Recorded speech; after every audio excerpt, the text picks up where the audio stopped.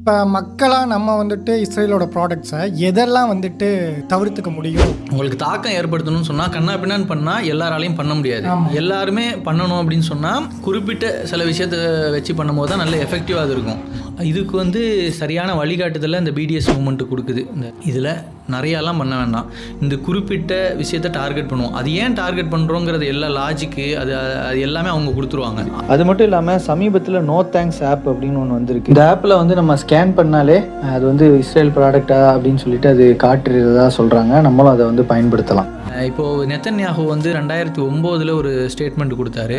நமக்கு முதன்மையான சில அச்சுறுத்தல் இருக்குது. ஒன்று ஈரானுடைய நியூக்ளியர் டெக்னாலஜி, ரெண்டாவது வந்து ஹமாஸ்கிட்ட இருந்தும் லெபனான்கிட்ட இருந்தும் வரக்கூடிய அச்சுறுத்தலை சொல்கிறாரு, மூணாவதாக அவர் பிடிஎஸ் சொல்கிறாரு.